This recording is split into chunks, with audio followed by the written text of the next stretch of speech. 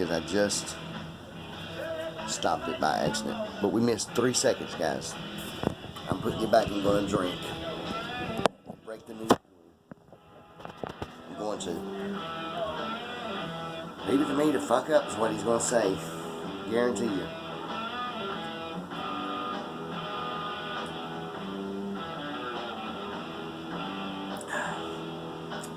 Oh well.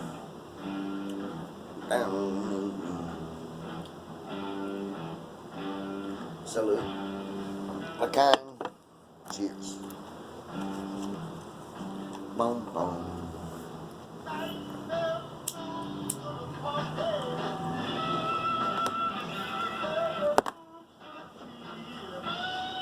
Oh wow.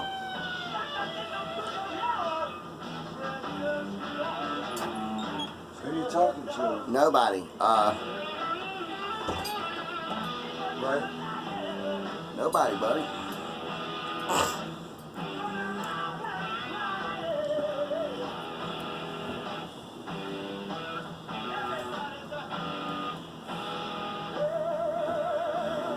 They saw, heroin is. What are you doing? It's gonna fall. No, I moved you over. I need more of you. I need Chris, not Chris Farley. Yeah, group it up. I already have once. Well, Oh yeah, you'll learn shortly. everybody knows. They know it, and this one is good, I guess. I hope you say that. If you'll line up the timing right there to the timing on the screen, you'll see how much Yeah, man. I goofed up. Well, it's in sync or out of sync. Oh no, it's in sync. Let's just say somebody hit a button and stopped it for maybe 3 seconds, 4 seconds, rebooted it and went right back. But it's going to be 2 segments, which made it great because I've already listen to me. I've already told him that he's going to say, "Oh, we'll leave it to you to fuck it up." Oh. You'll say it. Watch when you see it. Oh, I can, yeah, you know, yeah. So what do you got planned for tomorrow? Just do the laundry. Yeah. You said something about you and Cayman made a little slip slap. Oh yeah. We made a TikTok. I don't know what her TikTok video is at, but it's Carmen Wallace. You can look it up. Instagram. By the way, Chris Wallace's Instagram. Yeah. Go to it. That's legitimate. I didn't realize. Carmen said today she was telling her. Who spells Carmen with a K? Why is that an issue right now? Not now. When I first saw it, it looked like Cayman. Because you didn't see the R. Like We've already established the reason why he thought it was Cayman because he didn't see the R and it was a cane. He was loaded. Yeah, I know, but who would? It's always been a C instead of a K. I'm going to leave it to citrus cell. No, we're recording. Yeah. Citrus, what is that? Cicella. Oh. No, but it's not a candle. It's not a candle.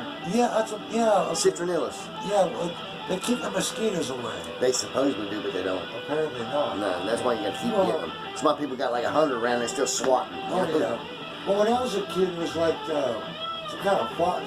You were spraying the backyard. Listen to me. When my mom was little, a fucking truck from Statesville would come out with a fogger, and they would run out and play in it. Yep. They didn't realize it was a carcinogen they were inhaling. I mean, Uncle Todd would run out there and would breathe it in and blow the smoke out. Like, look, I'm smoking. And they would pretend. Play in it for 20, 30 minutes because it would linger to kill the mosquitoes. But they killed half the children. My mom said, well, he said, I know half the kids died, but hell, we didn't have a lot of mosquitoes. So that's what happened to Powell Tippy, but maybe. But I've seen pictures of those little trucks that were, Oh yeah, that's hard. And my mom was born with chronic bronchitis, and so my mama would tell Mom, you can't play it as long as your sisters and your mother. You only spend half the time. Oh hell. I'm like, well, if you know it's harmful to begin with, then why would you do it? Well, that's fucked up. We played the lawn darts. Yeah. Oh yeah. Those were, That was great. That was great. You go to Sears and get a lawn dart set. I got a spike that big, it's weighted on one end, and I throw it up to hit a hoop. It's coming down on one of my brother's heads. Regardless, I'm telling you that right now. And if it ain't, it's going inside of a car, whatever. It might get on the cat. It might spear. It's spearing something. And when it came down, it had a lock thing to it. It would hit, man, hell yeah. we played them, and I heard Mom say to my dad one time, I don't think that's a good idea. You Well, think so? let me tell you something. We used to set a ramp up down the one way. No helmet. We tore our bikes up, so we had Chris's banana boat bike with the banana seat on it. To swim. Yeah. Western style, jumping in. This time I had a friend of mine, Keenan, that lived across the street. He jumped our driveway one time, and when he did, the bike went up like that, and the back end where the seat should have been that he didn't, just stabbed him in the back. I'm like, son of a bitch, I know that hurt. You know, the worst stitches, well, not the worst stitches. I once went down a one-way in Stony Point where Aunt Sylvia and Uncle Ray lived, and they had a 100-foot drop-off, and I couldn't reach the pedals, and I was hitting probably 40 miles an hour. When I got to that, so a woman, literally, who couldn't stop me, so she pushed me. She pushed me with every fiber, her tanker beam, and it slammed me down, and I had such bad road rash that I opened up a gash in my arm down to the bone, and they sewed that shit up the best they could. But boy, as far as I know, it didn't really hurt. I never really felt it. The only thing that hurt was stitches. I got like 9 stitches. Mom and Dad went out on dates. Ray and Sylvia were watching us. When they come back, they got to take me to the hospital. Wayne's like, wait a minute. Dad's like, shit. My dad couldn't, and we're adopted, he couldn't win for losing, man. Bless my dad's heart. They come back trying to get away, you know. Yeah, will you show me a couple pictures of your father? Yeah, man. When, you know. Oh, yeah. Yeah, he played the bass in the band. Yeah. Man, yeah. They played all kinds of songs, good songs. Oh, yeah. In fact, Pete, a millionaire living in Florida, Michael, I think was the other guy's name, and oh my God, Quail. The name of my dad's band was Quail. Quail. Yeah. So I've got T-shirts made from their reunion at the Abbey. Oh yeah. Belmont Abbey, that is.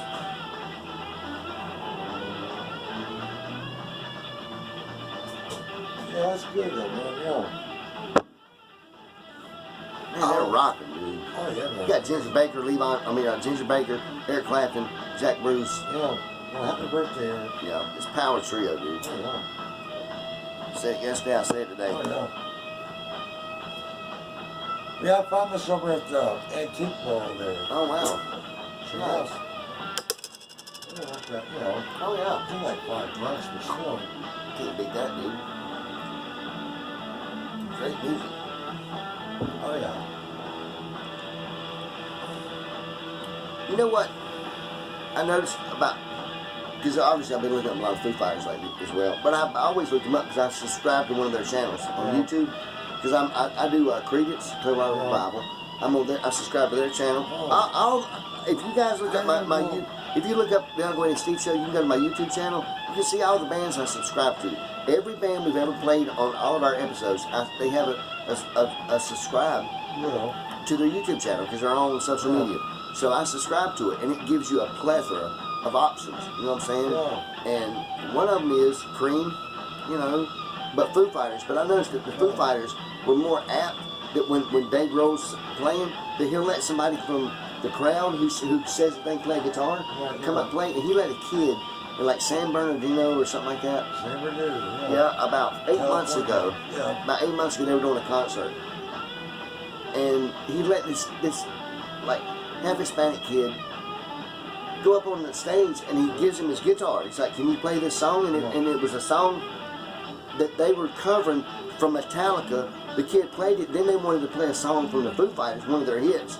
So the kid plays it, and not only does he play it, but he takes off across the stage like he's a rock god. So they let him play for like 2 or 3 songs, and then he goes back into the crowd. But he does that for about every show they play. They'll call somebody out. They got another kid who was like 9, he's like this prodigy, and they were playing a Foo Fighter song, and the little kid said he could play it, so Dave Grohl asked his dad, can this kid at the Foo Fighters concert come up on stage? The dad agrees. Yeah. The people push him up. He hands it to him. The strap's so long that the guitar goes low. You know what I'm saying? Adjust it, yeah. Oh yeah. But he rocks out, dude. He just rocked out. It was great. It was great. I think I appreciate that when like a headlining band comes in and they just make a dream of a kid, you know. My dad mentioned Foo Fighters. I think my dad took my little sister Jennifer to Oh wow. Foo Fighters concert Okay. in Los Angeles. Okay. I'll have to ask him that. Yeah. Yeah, ask him how it's that. Yeah. I mean, I've always been a fan of them. I just always have been. Yeah. I mean, ever since, and you've heard me say 2 or 3 years ago, Yeah. Dave Grohl's a rock god. He's the modern equivalent of your Dylan, as far as writing songs and music, prodigy, basically. Like, he's a phenom.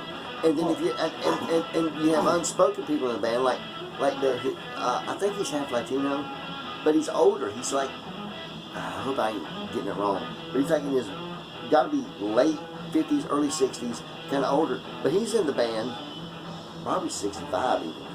And he's one of the rhythm guitarists, and he's fucking good, dude. Their bass is obviously on point.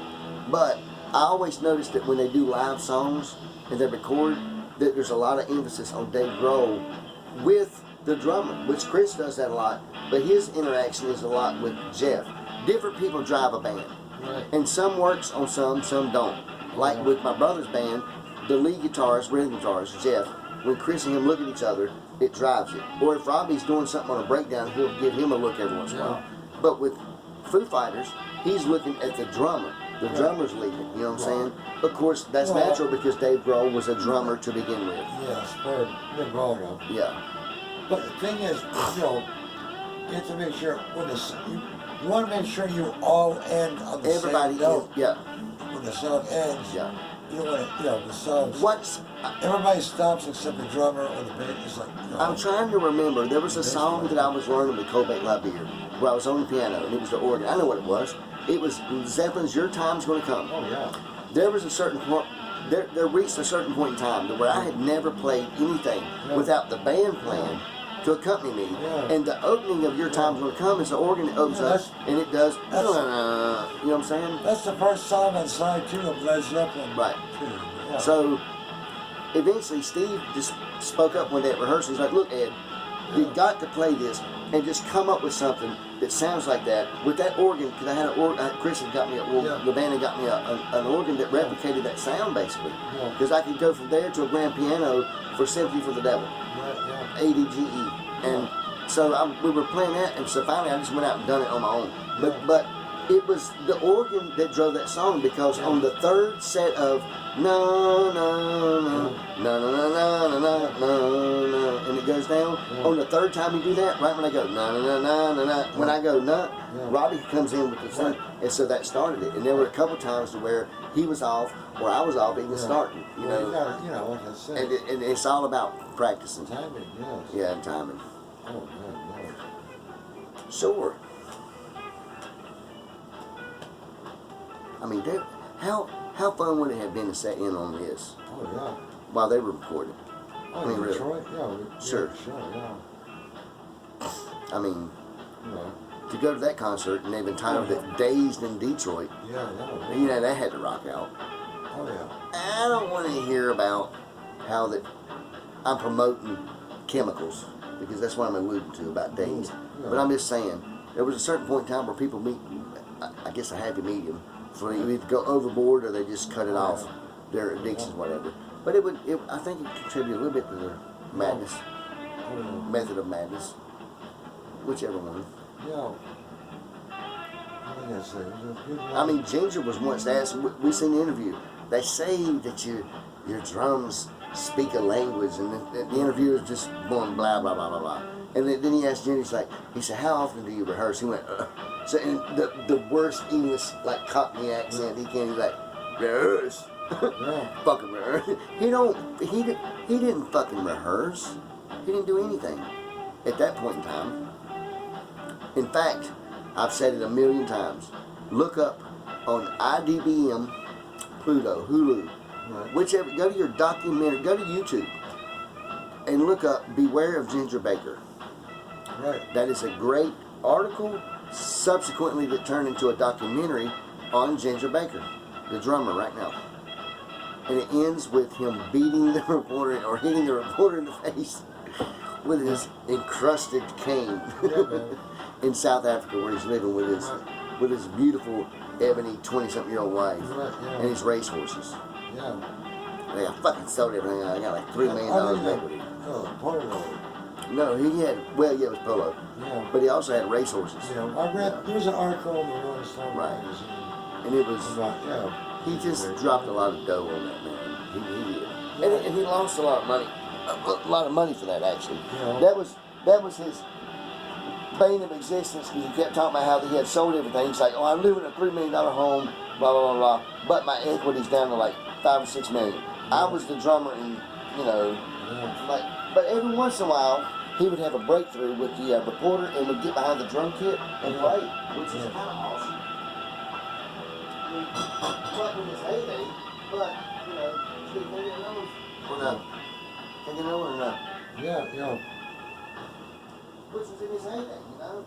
Yeah.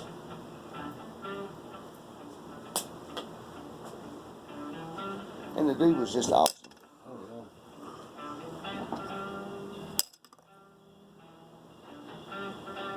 Oh, How long was this last year? I gotta pee. It ain't going off yet, right? yeah. No, it's still going. I'm just saying. I don't want to go off yet.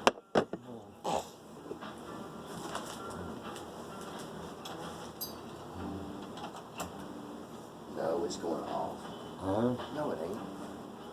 Let's change this. Well, do something intelligent.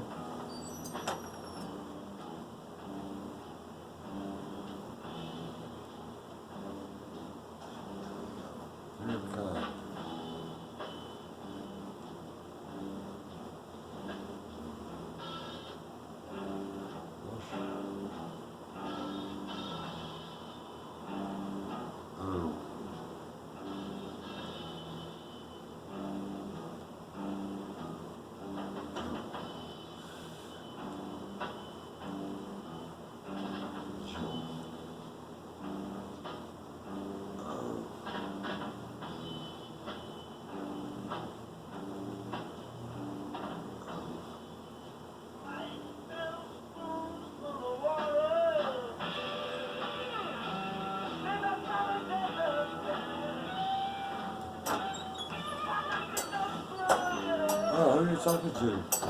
I wasn't talking to anybody. Who was you talking to? Apparently nobody on your gambling. Yeah. Steve's got a gambling addiction. Oh, He spends millions a year on that rabbit. oh yeah. Well,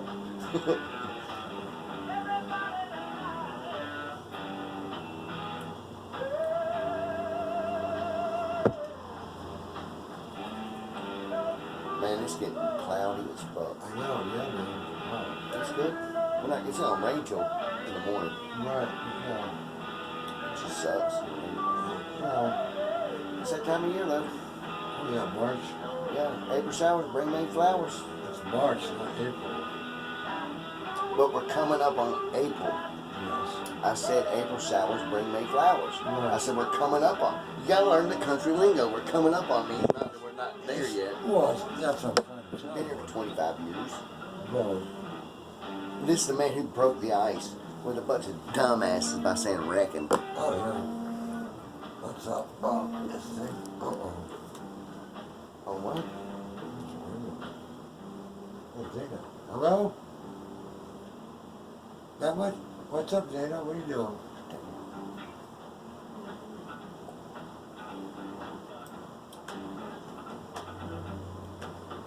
Yeah. So what's up?